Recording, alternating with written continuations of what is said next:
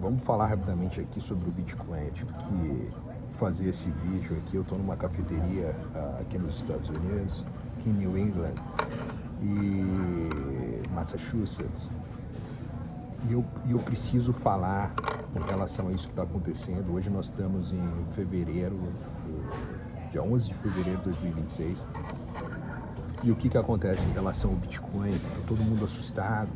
O Bitcoin está num valor que... deixa eu só arrumar aqui. O Bitcoin ele está num valor, é improvisado mesmo, tá? Se você quer ter essa informação e entender um pouco em relação ao que está acontecendo, escuta até o final para que você tenha uma ideia de como funciona esse ativo e por que dessa volatilidade e por que as pessoas se preocupam tanto em relação a isso, ficam com medo, e isso é normal. Quando o Bitcoin foi criado, desde que ele foi criado até agora, você tem inúmeros sites ao redor do mundo falando sobre, por exemplo, a morte do Bitcoin. Então, beleza, você tem um site lá com pessoas famosas colocando, o Bitcoin vai morrer, ele não serve mais para nada, ele é um golpe, é uma pirâmide financeira, é aquilo que o pessoal chama de esquema Ponzi, né, que é uma pirâmide. À medida que as pessoas vão entrando, elas vão enriquecendo quem está no topo da pirâmide, e à medida que o castelo de cartas se dissolve, quem está na base da pirâmide fica com prejuízo. Então, basicamente, as pessoas divulgando isso desde a sua criação. Então, desde a sua criação, o valor vem só numa escala de longo prazo, em ascendência. E quando você olha um ativo, todo mundo, isso eu sei, é um clichê, todo mundo vai falar que você precisa conhecer os fundamentos e etc. Mas é justamente isso. Por quê? Para que você entenda como ele funciona e para que você possa fazer um prognóstico, uma análise de que ele vai se manter num longo prazo, eu costumo utilizar sempre, claro, uma análise mais macro em relação a política. Você tem sempre estar antenado em relação a isso, mas o mais importante não é o barulho do dia a dia, não é, e isso se mostrou muito forte à medida que eu vim fazendo análises em relação e com base na regulação, desde que escrevi sobre a regulação de criptoativos no Brasil. Então, eu comecei a analisar que você tem padrões muito, assim, não é muito seguro, mas com grau de segurança que lhe permite fazer uma previsão de cenários. Por exemplo, quando você analisa o Bitcoin, você precisa primeiro analisar o que está acontecendo no mundo. Você tem as moedas fiat em seu declínio. O dólar ele vem perdendo posição nas reservas dos países, entende? Os títulos, os bonds. Então você vê que o dólar ele vem se fragilizando. A moeda em papel, o dinheiro que está em circulação, ele também vem se tornando cada vez mais escasso. E isso tem várias implicações, desde o mercado tradicional, e inclusive quando você fala daquele mercado underground que também está atrás da cortina. Mas você está querendo dizer que o Bitcoin é utilizado para práticas não convencionais, vamos dizer assim? Olha, o dólar é utilizado para quê? O dinheiro é uma ferramenta e ele sempre vai ser utilizado para N fins, tá? Mas para que você entenda o cenário, você precisa analisar friamente sobre que tipo de ativo nós estamos falando. Nós estamos falando de um ativo que está na nuvem, ou seja, descentralizado, que você não tem um governo, um poder central que o controle. Mas ele pode ser fiscalizado e etc, e pode ser limitado, etc. Pode, isso pode. Ao contrário do que todo mundo fala por aí, eu consigo demonstrar para você que realmente o Bitcoin ele pode ser alvo de uma captura administrativa, que eles chamam uma captura regulatória, ou seja, grandes instituições tomarem o seu controle. Isso se já não fazem um certo controle, se já não estão exercendo isso, né? E, enfim, isso é possível, tá? Isso tem que estar dentro da sua análise de risco. Se você não pensa sobre essas coisas, se você fica vendo essa galera falando de Bitcoin na internet, você vai estar cego também para os riscos existentes ao entorno dessa tecnologia. Então, beleza. Feito esse cenário, você tem um ativo descentralizado muito mais difícil de ser restrito e regulado, e com uma forte independência para aquele que o detém, em escala global. Então, se você tiver as suas chaves, você memorizada na sua mente, em qualquer lugar do mundo você pode fazer movimentações de milhões de dólares em minutos, né? O tempo dos blocos serem processados pela rede. Então, basicamente, uma parte da fração dessa rede ela pode estar alocada no seu próprio computador. Eu sei que são conceitos para aqueles que estão tendo um contato à primeira vista um pouco mais complicados de se entender, mas veja esse cenário. Se você olha de uma forma mais ampla sobre que tipo de tecnologia nós estamos falando, a coisa você vai tendo uma visão mais ampla. Ah, mas agora tem um escândalo, mas agora os governos estão criticando, estão criticando, e o que eles estão fazendo nos bastidores? Analise a regulação. Olha, recentemente os Estados Unidos o nomeou como parte de reserva estratégica, desde quando ele começou a aprender bitcoins em operações, etc. Aqueles bitcoins alocados dentro de exchanges, ou seja, instituições bancárias, desde que começou a fazer isso, não se vendeu. Nós vamos colocar em leilões para depois vender esses ativos e liquidá-los, né? Não fez e provavelmente não fará. Então, basicamente, as pessoas estão entrando nesse mercado.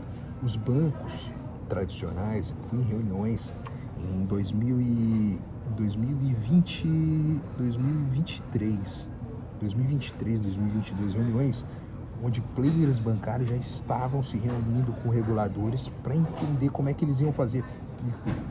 Em São Paulo, com os principais tradicionais bancos, os bancos, as instituições financeiras querem e estão entrando nesse mercado.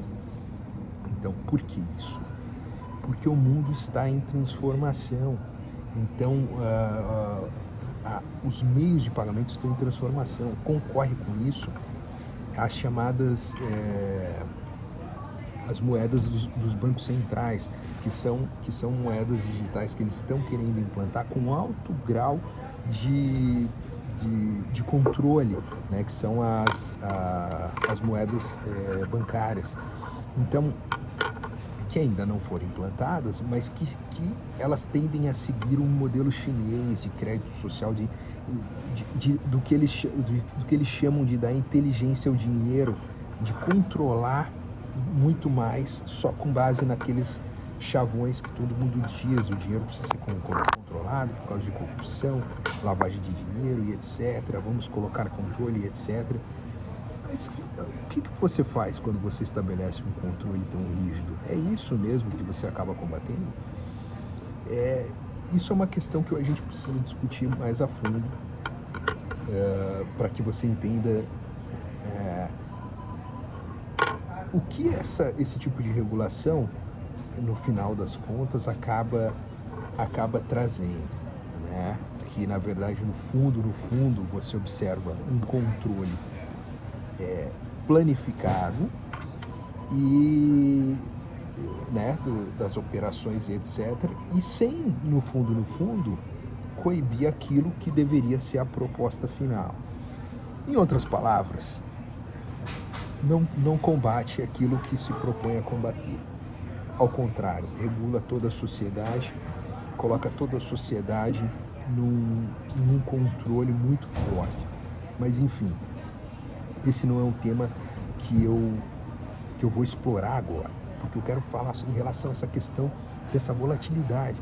Então você tem um ativo, fora toda essa estrutura, você tem um ativo com alta liquidez, ou seja, se você estiver lá no Japão, se você estiver na China, onde é proibido, você com uma VPN, você vai estar lá e vai conseguir assinar a sua transação e vai conseguir transformar isso em líquido em qualquer lugar do mundo, em uma moeda corrente. Então, caso aconteça alguma coisa no mercado, tal, etc., grandes empresas, grandes bancos têm dívidas vencendo, eles precisam liquidar de onde tem esses valores e para pagar aquilo que eles precisam. Então, isso significa dizer que um ativo como o Bitcoin ele sempre vai ter uma liquidez muito grande, ele não tem trava regulatória, é um ativo livre, então ele vai ter grandes oscilações. Mas se você analisar um conjunto, todo o contexto, o que pode ameaçá-lo? Você tem pontos que podem ser realmente ameaçados, mas não é essa volatilidade que ameaça o Bitcoin. E ao contrário, se utiliza essa volatilidade para faturar. Então, aqueles que conhecem bem o Bitcoin, o que eles fazem? Quando o Bitcoin passa de determinado ponto, alguns usam uma média que eles chamam segura, de que é a média móvel de 200 dias. Se você comprar sempre abaixo dessa média e você vender quando ela passar dessa média, você vai estar sempre no lucro, pelo menos sempre esteve. Mas enfim, são várias coisas, e eu não estou aqui para ensinar ninguém a utilizar Bitcoin ou incentivar você a comprar, mas para que você entenda e não seja uma marionete, não seja uma pessoa como o que eles chamam de sardinhada. Você não precisa ser um bilionário para pensar como eles. É muito fácil, porque você consegue observar, hoje você tem todas as informações disponíveis. E isso que eu estou explicando para você entender, por exemplo, o ativo, você estudando ele, o seu funcionamento, você acompanhando os discursos políticos, né, e a política, o movimento político, e confrontando com a regulação. Olha, eles estão falando que vão acabar, que isso vai ser criminoso e tal.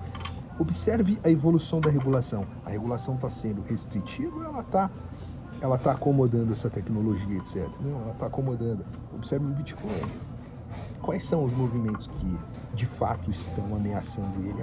Está tendo controle, está tendo impostos, etc. Então, o mercado está agasalhando, né? À medida que essa regulação vai se tornando uma trava, é um outro ponto, mas ainda não há nenhuma ameaça, não há nenhum sinal. Quando o sinal aparecer, e começar a aparecer, não vai ser de um dia para o outro e etc.